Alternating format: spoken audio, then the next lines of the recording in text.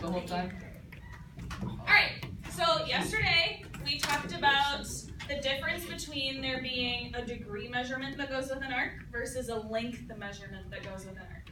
So if you wanted the length of an arc, so like in centimeters, inches, meters, whatever, you had a little bit of a different formula. You still cared about the measure of the arc. So like this measurement was always in degrees. And that was out of the total, which was 360 degrees in a circle. So you're talking about a proportion of the circle. And then you always multiply by what, guys? Multiply by 2 pi r or d pi. d times pi, which both of those are a word for, what's the word for that?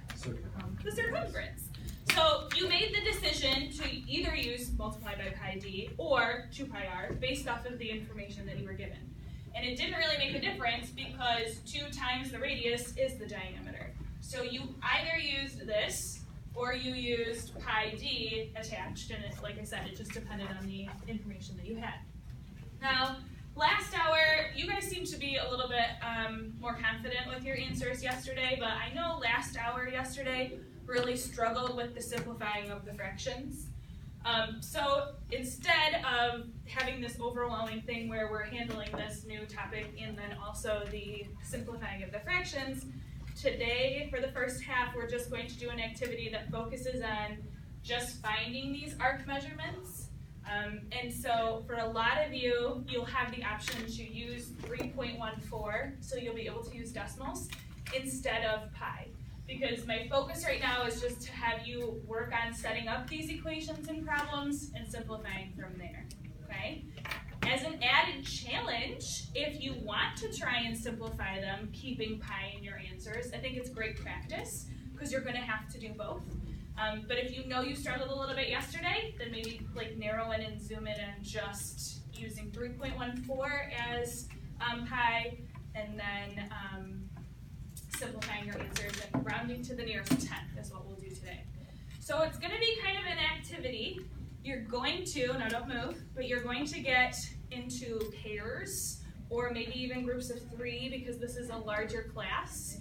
And what you're going to do is you're going to get a task card, which I have them here, and we're going to time it. We figured out last hour that 2 minutes and 30 seconds seemed to be the perfect amount of time. So I'll put a timer on the board. You and your partner or group will get a task card. Please don't draw on it. And you'll get a worksheet that goes with it. And you're going to solve for arc lengths. So your answers will be a distance, not a degree measurement. And then after the 2 minutes and 30 seconds are up, you're going to pass the sheet to the next group. And then you'll handle another task card. So we'll keep passing the cards around. That gives you a chance to work together and communicate. It'll give me a chance to walk around and help you if you're having issues. And we can focus on practicing what we did yesterday. All right? So don't move yet. I'm going to pass out the materials you need, and then you will get into your pairs. Okay?